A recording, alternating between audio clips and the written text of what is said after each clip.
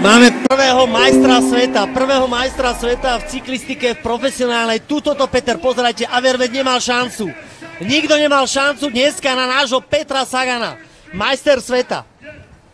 Kto by to bol pred niekoľkými rokmi povedal v slovenskej cyklistike, že takéto niečo sa môže stať, ale skrátka je to fenomén menom Peter Sagan, niečo výnimočné, čo má Slovensko k dispozícii.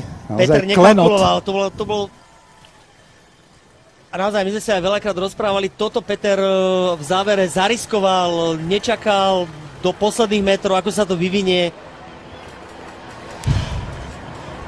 To bolo dramatické, ale všetci bolo vidno, ten závod bol veľmi rýchly, že už dozadu Petra nesťahovali, išli konštantne to, čo Peter, a my máme majstra sveta v kategórii Elite. Nič viac sa v cyklistike dosiahnuť nedá v takýchto jednorazových pretekoch. Snáď klasika Paríž-Roubaix je niečo podobné, možno ďalšie monumentálne klasiky ako okolo Flámska. Ale to sú ďalšie veľké výzvy pre Petra Sagana do budúcnosti, teraz si to však môže naplno užívať. Je majstrom sveta v najsledovanejšej kategórii v kráľovskej disciplíne. S jeho priateľkou Katkou Smolkovou momentálne v tej radosti. Peter sa ma pýtal, či tiež nejdem do Ameriky. Robili sme práve dneska posledné kolo detskej túr. Hovorím, Peter, dneska my budeme závodiť tu, pretekať na tvojej detskej túr. Ty budeš tam súčasne. Dneska som všetky tie decka na tej detskej túr. Pozbudzujeme Petra, dokáže to, my sme ho tam dotiahli. Nádhera, duhový dres, Peter Sagan je tam. Celý rok ho budem môcť nosiť. Sezóna 2016 bude aj z tohto pohľadu pre slovenskú cyklistiku fantastická.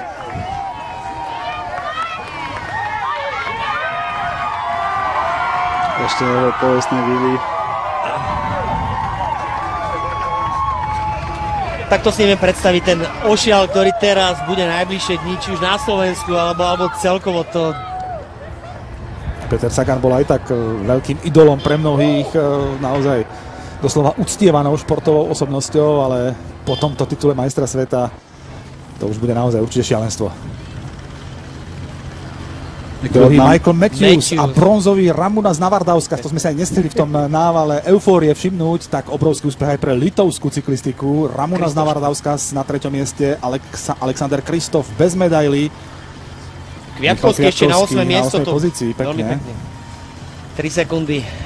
Po Peťovi tam veľmi išiel. A Van Avermaet úplne rezignoval, ten ešte stále nefiguruje v poradí. Niki Terpstra až 13. ďalší z veľkých favoritov. Hlboko za očakávaním. My máme majstra sveta. No neskutočné pocity toto.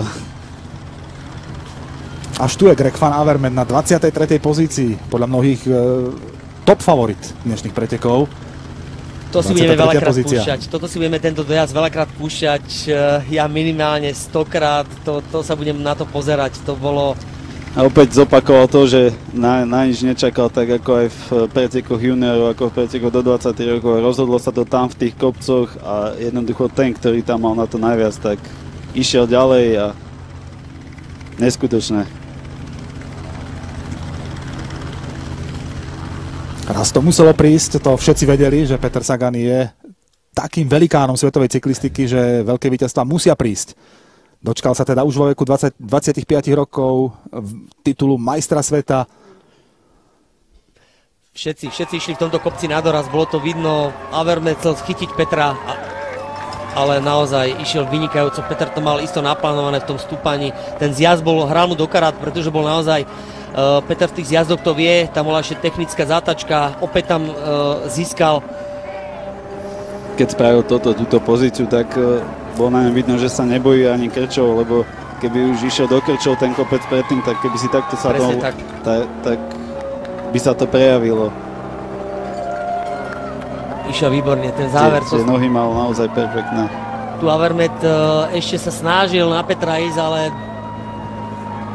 A ten záver, to bol sakramensky ťažký záver, pretože to stúpanie, samozrejme televízna obrazovka veľmi skresluje, to znamená, išlo to do kopca, videli Petra pred sebou, čo je vždy veľmi nepríjemné pre lídera pretekov, ale dneska zaslúžene zvíťazil, nie je to, že zvíťazil náš pretekár, ale najlepší pretekár, proste tam to bolo vidieť. Peter bol dneska najlepší a zaslúžene. Bolo to o výkone, jednoznačne žiadne šťastie tam nehralo úlohu, riskoval v správny moment, bol v správnom čase na správnom mieste a naozaj dneska to bolo o výkone a ten mal jasne najlepší zo všetkých konkurentov, Peter Sagan. A musíme pochváliť aj jeho dvojčlenný tím, teda dvojčlenný tím pomocníkov, ktorí pri ňom stáli celý deň, až pokým im to síly dovolili. Naozaj im to taktika vychádzala, boli tam, kde mali byť, stále bol niekto pri Peťovi. To, čo sme spomínali, niekedy je len trojčlenný tým, ale niekedy to stačí. Samozrejme, bolo to v prvom rade v tom závere už na Petra, ale ako hovoríš, chalani veľmi veľa pomohli. Peter mal dneska aj na to hlavu. To bolo tiež veľmi dôležité. Ono niekedy, keď pretekár cíti, že sa cíti veľmi dobre, vyštartuje veľmi skoro a Peter si ten atak nechal na